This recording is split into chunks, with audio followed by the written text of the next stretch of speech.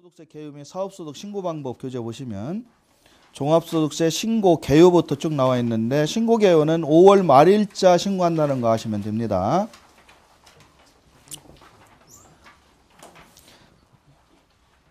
절 6절입니다. 6절. 앞쪽으로 보셔야 돼요. 앞에 6절. 아까 제가 지각해 가지고 막 한 거 찾으셨으면 옆에 분 알려주시고요. 종합소득세 개요 및 사업소득 신고 방법에서 동그라미 1번 5월 30일인데 그 사이에다가 다음 해 이렇게 써놓으세요. 다음 해. 왜 그러냐면 우리 사업소득은 1월 1일에서 12월 31일까지를 신고하는 거라 그 1월 1일에서 12월 31일까지의 숫자가 국세청에서 언제 이게 합계가 이루어지냐면 이게 이제 연도가 뭐 2000년 될 수도 있고 2001, 2002, 2003 이렇게. 그럼 다음에 이제 넘어가잖아요. 그러면은 2월 10일까지 무슨 신고가 있냐면 사업장 현황 신고라는 게 있어요. 이게 우리한테는 중요해요.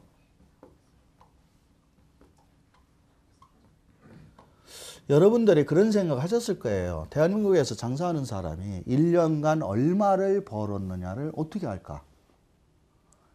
일단 지금 얘기하는 거는 1년간 얼마 벌었다는 것을 전제하에 비용에 대해서만 지금 얘기하고 있거든요. 추계율로 얼마 빠진다든지 뭐 영수증 처리한다든지 그 1년간 얼마 벌었다는 것 자체가 안 나와버리면 세금을 계산할 수가 없어. 그 1년간 얼마 벌었다는 걸 뭐라고 한다고요? 수익금액이라고 한다고 그랬어요. 법인은 요것이 과세사업자는 여러분들 부가가치세 잠깐 공부했지만 과세사업자는 부가가치세를 신고하는 사람들이라고 그랬죠. 그 사람들은 3개월 단위로 한 번씩 벌은 거를 세무서에 신고하잖아요. 그래서 그 매출액이 다 잡힙니다. 그래서 과세사업자는 3개월, 6개월 단위로 신고하는 연간 사이 매출액 신고가 이루어진다. 이렇게 보시면 돼요. 그러니까 이 신고된 것을 전산에서 집계하면 그냥 1년 연간 딱 나오는 겁니다. 사업자별로. 근데 우리는 면세 사업자예요. 주택 임대 면세입니다. 주택 신축 판매 면세입니다. 그 다음에 부동산 매매업이라고 할 때 과세 사업자로는 내주지만 주택만 국민주택 규모 이하의 주택만 사서 팔면 이것도 면세입니다. 그래서 우리는 주로 부동산 관련된 사람은 면세죠. 면세는 이런 게 없어요. 이때에서 이때까지 내가 부동산을 얼마치 팔았다. 월세를 얼마 받았다. 이것을 3개월 단위나 4개월 단위로 신고하는 제도가 없다고. 그래서 이 사람들한테는 1년치 토탈 월세를 얼마 받았느냐. 얼마 부동산 매매를 어떻게 했느냐. 뭐 주택 뭐 했냐. 이런 것들을 1월 1일에서 2월 10일, 1, 2월 달, 1월 달에 세무서에 사업장 현황 신고라는 걸 통해서 하라고 합니다. 그러니까 면세 우리 업종은 이 당해년도의 수익 금액이 그 다음에 2월 달이 돼도 확정된 건 없어요. 그래서 이렇게 들어온 데이터를 5월 소득세 신고 받기 전에 4월 말 정도까지 세무서가 전산 작업을 해서 집계를 합니다. 그래서 일단 확정을 하죠. 그래서 확정된 거를 여러분들한테 5월 달에 이제 소득세 신고하라고 안내문이 가고 안내문이 가면 우리는 5월 말일까지 신고를 합니다. 이제 신고를 한 숫자, 국세청이 가지고 있는 숫자, 신고를 우리가 100이라고 했는데 국세청은 80으로 가지고 있더라. 그럼 20이 뭔가 누락된 거니까 찾아서 100으로 확정할 테고 월세 같은 경우는 월세 소득공제 신고 때문에 이미 세입자한테 국세청이 집계를 해서 받아놓은 게 1000이야. 근데 인양만 신고시켰더니 500만 했어. 그럼 500 누락됐잖아요. 거기에 대한 조사를 일선세무서가 해야겠죠. 실제 500이 맞는지 아니면 1000이 맞는지 이런 과정들을 쭉 거쳐서 8월 말일자로 결정을 해요. 즉 3개월 정도의 시간 동안 조정을 한다.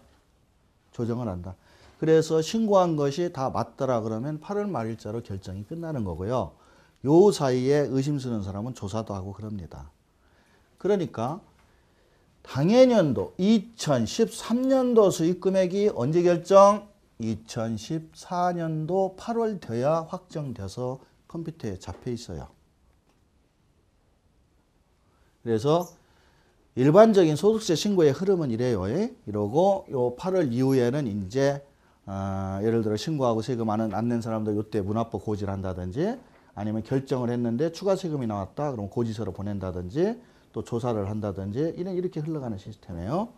물론 수정신고라는 게 있어서 또 숫자가 바뀔 수는 있지만 이게 일반적인 소득세 신고니까 우리는 이 수익금액을 뭐라고 한다? 당해년도 수익금액이라고 한다. 그래서 이때의 세금을 8월에 결정하고 즉 4월 달에 확정해서 안내문을 보내려면 당신은 기장자야, 단순경비율이야, 추계야 이렇게 확정을 해주려면 뭐를 알아야 되냐면 이 전년도 거를 알아야 돼요. 이게 전년도 2012년 수익금액이죠. 이게 직전년도, 전년도 이렇게 세법에서는 얘기하고 교재에도 이렇게 나와요. 요거는 당해년도. 그래서 당해년도에 대한 세금은 언제 거 가지고? 직전년도 금액 가지고. 그런데 이 사람이 사업자 등록을 이때 했다. 그러면 이때가 없죠. 그러면 이거를 판단 못하는 거죠. 이 사람들을 최초 사업자라 이렇게 얘기를 해요. 그래서 요 연수가 직전년도냐 당해년도냐의 개념이 소득세는 이런 식으로 흘러온다. 이렇게 이해하시면 되고요. 동그라미 2번 반드시 알아야 되겠죠. 동그라미 2번에 해당하는 사람은 이런 거를 안 해도 된답니다. 안 할 수만 있으면 얼마나 좋아요. 그런데 좋은 것도 아니네 뭐. 거기 내용 읽어보니까 안 할 수 있는 사람은 먹고 살기 힘든 사람이네. 근로소득만 있는 사람, 이거는 뭐 먹고 사는 거 틀려면 근로소득만 있는 사람은 우리가 근로소득이 종합소득이 하나였잖아요. 이자, 배당 이런 거. 그러니까 월급 받는 분. 그건 회사에서 알아서 세금 처리 다 해줘요. 쉽게 얘기해서. 회사에서 돈 주는 회사에서 알아서 원천징수라 해서 세금 뗄 거 떼고 다 알아서 해. 그러니까 월급만 받는 사람은 5월 달에 세무서에 가서 신고 안 해도 회사에서 알아서 다 해가지고 매년 1월이나 2월 달에 연말정산이라는 시스템을 통해서 다 끝내버린다. 그러니 월급 받는 사람은 그냥 가만히 있어라 이 얘기야.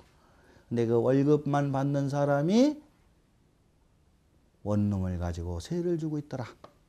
그러면 근로소득 플러스 부동산 임대소득 이렇게 두 개 생겼잖아요. 부동산 임대소득은 위로 올라가면 사업소득이거든요. 이게 근로소득 위에 사업소득이 있는 사람은 5월 말일 날 신고해야 됩니다. 신고하면 돈을 돌려받는 경우도 있어요. 돈을 내는 경우도 있지만 그런 식의 얘기예요. 또 하나는 그런 월급 받는 근로소득자가 유명한 스타 무슨 뭐 강사처럼 돼가지고 다른 데 많이 불려다니면서 강의하고 강사료를 꽤 받아. 그럼 그건 기타 소득이거든. 이게 소득이 두 개가 되니까 그런 사람도 5월 달에 세무서 가서 저희가 신고해야 됩니다. 집으로 날라옵니다. 그 다음에 직전년도 수익금액이 7,500만, 수익금액이 이렇게 매출해요. 500만 원 미만인 보험 모집인, 보험 설계사. 요런 사람들은 이미 보험회사에서 원천징수를 다 떼요. 그래서 7,500이 안 되는 사람은 굳이 세무서에 와서 귀찮게 안 해도 됩니다. 이런 뜻이에요. 세금을 안 내도 된다는 말은 한마디도 없어요. 이미 다 띄어서 정산했기 때문에 오지 말라는 얘기예요. 비과세, 분리과세 당연하죠. 분리과세 되는 거 하루 이자 분리과세 쪽에는 거기다 일용근로 써놓으세요. 예를 들어서 하루 노가다에서 먹고 사시는 분이야. 다른 건 없고. 노가다만 할 때마다 원천징수로 5,000원, 10,000원 이미 다 뗐습니다. 그거 합치지도 않습니다. 이런 분 오라고 해도 안 와요. 5월달 신고하라 해도 안 온다고. 그러니까 그냥 내비둬라. 그 다음에 연 300만 원 이하. 이것도 안 해도 된다. 먹고 살기 어렵다. 가산세 이런 겁나는 얘기는 하지 맙시다. 우리 그냥 넘어갑시다. 예. 가산세 이런 건 하라는 거 안 하면 당연히 뭔가 더 나오겠죠. 그냥 그 정도로 알면 되지. 그게 20%인지 40%인지 뭐 이런 거는 우리 알아야 영향가 없습니다.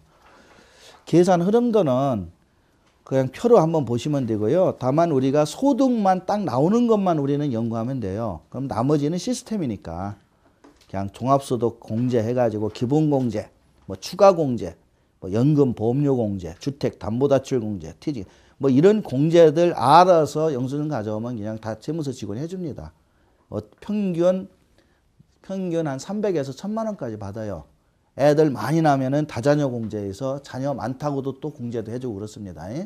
그래서 그런 디테일한 부분들은 그냥 이렇게 공제해 주는 거고요. 나머지는 소득에다가 세율 곱하면은 세금, 세율은 일반 세율 이렇게 하면 되고요. 그 다음에 나오는 사업소득 신고 방법은 방금 공부했습니다.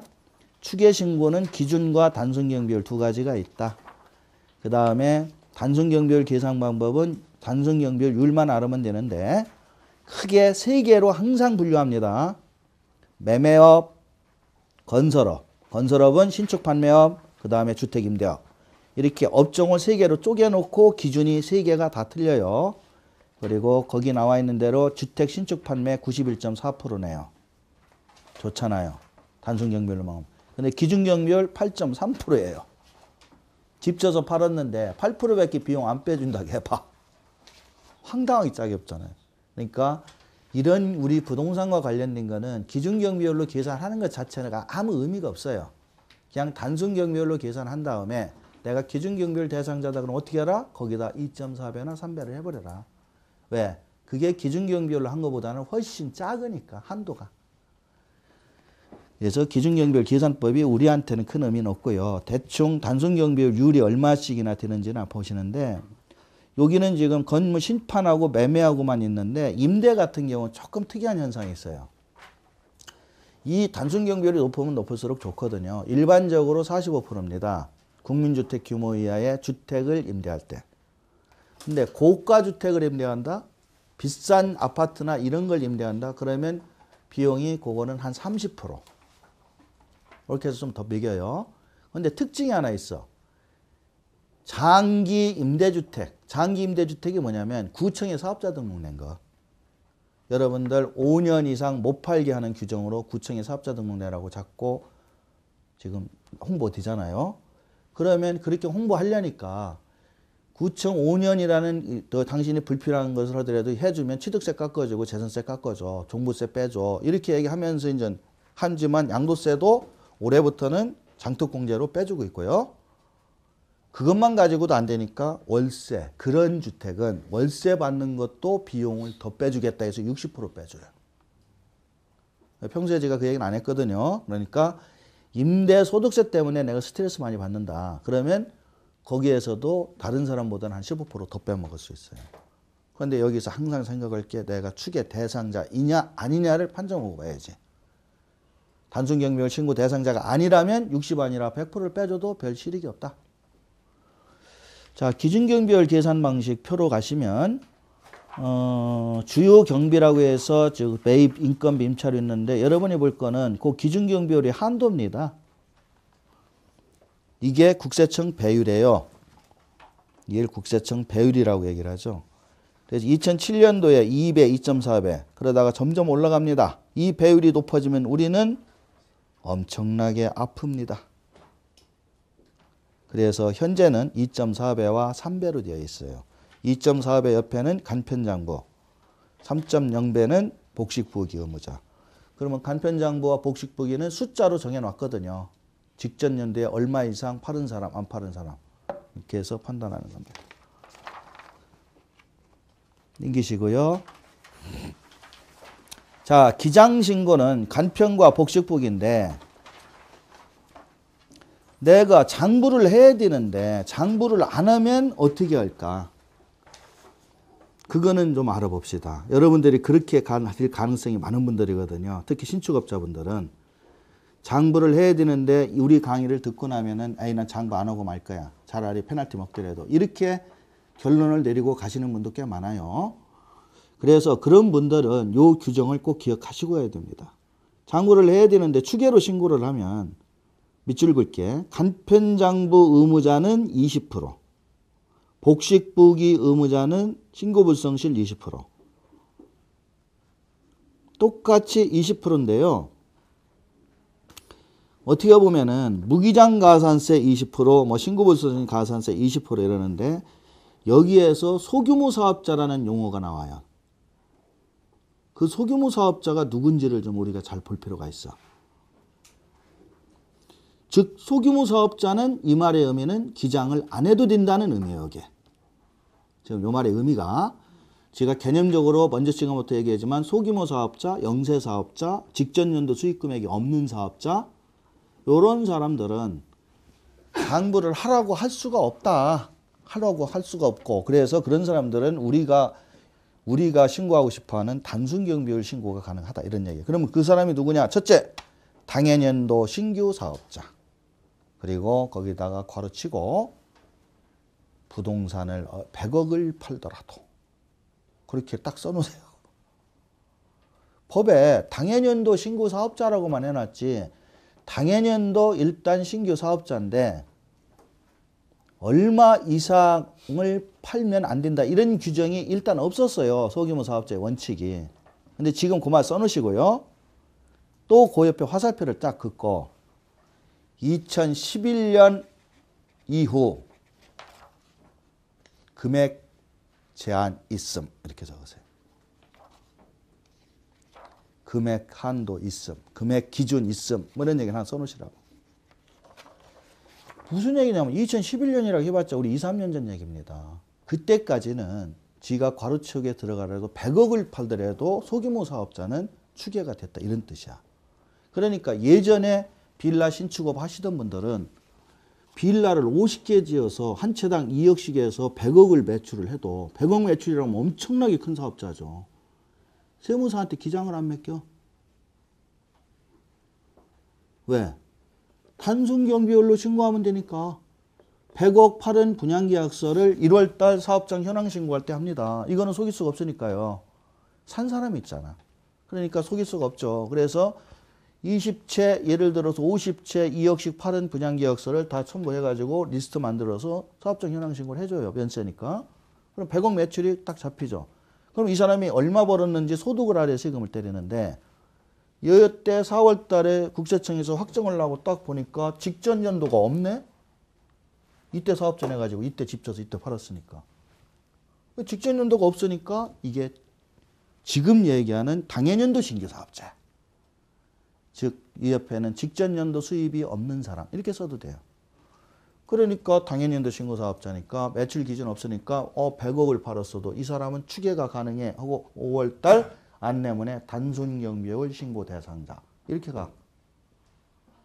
그러니까 그 사람이 굳이 세무사의 지원을 받을 것 없이 자기 혼자 끄적 5월 말일 날 가가지고 세무서 직원한테 나 신고하러 왔습니다. 그러면 알아서 거기서 이미 90억 빼서 10억에 대한 세금만 딱 나머지 가족 뭐 이런 것들 공제해주고 10억에 대한 세금만 계산해서 고지서 줘요. 그럼 그것도 은행 가서 내면 끝. 이게 여러분들 선배들이 했던 빌라업자들의 세금 문제. 그러니까 2011년 이전에는 신축 판매 사업에 대한 세금을 공부할 의미가 전혀 없어요. 뭘 공부를 해 다 그렇게 세금 내는데. 요령껏 알아서 사업자 바꿔가면서 걸리지 않으면 되지.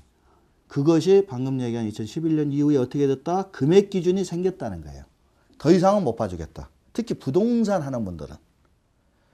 그래서 부동산 하는 사람을 이게 문제가 있다 해서 이렇게 엄청나게 많은 매출을 올리는 일반적인 웬만한 중소기업 이상인데 이런 사람들을 추계로 세금을 매긴다는 건 무리가 있다. 그렇다고 비율 90%를 갑자기 60, 70 줄일 수도 없어요. 왜? 항상 그런 사람만 있습니까? 집 서너 채 지어가지고 팔아서 먹고 사는 사람도 있잖아요. 그럼 영세한 사람들한테는 그 비율이 맞는 비율이거든. 그래서 연간 매출 주택 신축 판매업자는 1억 5천 이렇게 정해놨어. 15억 이렇게 정하면 좀 말이 되는데 1억 5천 하니까 서울 시내 집 한 채 값도 안 돼. 그 얘기는 뭐냐? 하지 말란 얘기야. 그래서 연간 매출을 1억 5천 이상 매출을 올리면 당신은 안 된다. 이렇게 정해놔서 이 신축 판매업 강좌가 필요해진 이유입니다. 그래서 지금 얘기한 걸로만 끝나는 게 아니고 이제 그 다음 얘기들이 있으니까 미리 한숨 쉴 건 없어요. 그 다음 얘기가 있다고. 임대업도 마찬가지야. 부동산 가진 사람만 죽여. 임대업자 같은 경우는 7,500만 원 이렇게 정했어. 이게 월 매출에 연간 매출 소득이 아니에요. 그래서 임대업자도 전에는 최초사업자다 그러면 얼마를 월세를 받아먹던 추계를 했는데 이제 최초사업자라 해도 7,500만 원 이상 당신이 벌었더라. 그러면 안 된다. 자, 그러면 직전 연도가 없기 때문에 도대체 이때에 이 사람이 7,500을 벌었는지 1억 5천을 벌었는지 몰라요. 자, 요때 신고 들어가긴 해요, 우리가. 신고 안 들어가도 매매 요 숫자는 잡혀요. 집 파는 게 왜 안 들어가겠어? 세준거는 임대 세입자한테 서류가 들어온 게 있으니까 집계를 해놓겠죠. 그래서 그 금액으로 7,500이 넘느냐 1억 5천이 넘느냐를 판단해서 요때 결정을 해주는데 솔직히 이때 결정이 안 되는 경우도 있어요. 이게 집계가 잘 안 된다든지 뭔가 좀 데이터가 늦었다든지. 그러면 국세청은 일단 모르는 상태야. 근데 5월 말일까지 우리 신고는 해야 돼. 근데 우리가 비양심적으로 1억 6천 분양했는데 추계로 신고를 했어. 그럼 일단 받아줘요. 그리고 8월 달 돼서 다 집계해봤더니 이 사람은 1억 6천 분양자더라. 그러면 추계 신고한 게 잘못됐잖아. 하지 말라는 게 했잖아. 그럼 어떻게 한다고요? 기준경비율로 때린다. 곱하기 3, 2.4배 세금 나온다. 세금 자기가 낸 거에 곱하기 2.4배니까 2.4배 나오느냐? 그게 아니죠. 소득금액이 2,400가 뗐으니까 세율은 더 뗐잖아. 여러분들 세금 2.4배 나온다고 생각하면 안 돼요. 소득금액이 아까 15%였던 게 35%가 돼버렸잖아. 그러니까 훨씬 더 많이 나오는 거야. 그렇게 해서 고지하면 돼요. 그러니까 속이면 안 됩니다. 당해년도, 직전년도 없어서 당해년도를 모르겠지. 천만의 말씀이에요. 그리고 요즘은 이 시스템이 더 빨리 돌아가고 있기 때문에 아마 올해부터는 월세 그 확정일자 받아가고 국세청 하는 거 보니까 이거를 땡기는 것 같아요. 그래서 지금 우리 3월인데 아마 거의 다 데이터 나온 것 같더라고. 사업자별로. 그러니까 우리가 그런 부분들 조심해야죠. 두 번째. 직전 과세기간 수익금액의 합계액이 4,800 미만인 사람. 전년도에도 장사는 했지만 연간 매출액이 4,800이 안 되면 소규모 사업자라고 합니다. 일반적으로. 그러면 이 얘기 뭐야? 전년도를 봤더니 4,800만 원이 안 되는 4,700만 원을 월세 소득으로 월세 매출이 잡혀 있는 사람이에요. 근데 이때 와가지고 극단적으로 5억 잡혔어. 추계 되느냐 안 되느냐? 됩니다. 요 말은 요 사람이 임대사업자니까 7,500만 원 이상 되면 안 된다. 이런 말이 없어. 전년도 금액만 가지고 판단해서 안 되면 이 소규모 사업자로 결정되면 지금 요거는 4,800은 다른 일단 해도 총 전체 합격이니까 그런데요. 업종별로 또 기준이 틀려요, 사실은. 그래서 요거는 임대일 때는 이거보다 더 적습니다, 사실은. 그러나 요런 조그만 이 금액의 미달자라면 이때는 아무리 많아도 무조건 소규모 사업자로 단순경비율 신고 가능자. 이렇게 한다는 거예요. 근데 이게 자체가 없는 사람은 이때 1억 5천, 7,500만 원 이렇게 따진다는 얘기야. 그 두 가지 강의 끝날 때까지 얘기할 거예요.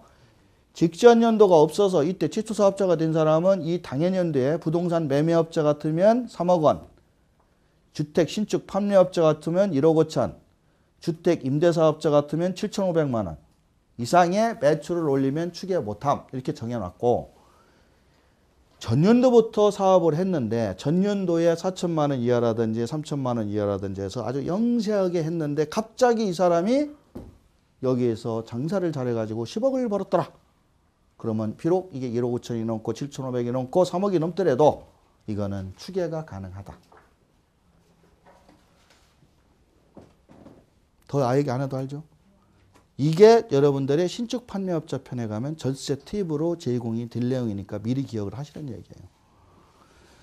그 다음에 독립된 자격의 보험 모집인 어쩌고 이거는 기억할 거 없고요. 여러분들이 보험하시는 분 아니니까. 예. 표에 있는 거에서는 방금 얘기한 3억, 1억 5천, 7,500 이런 기준들이 있고요. 넘기시고.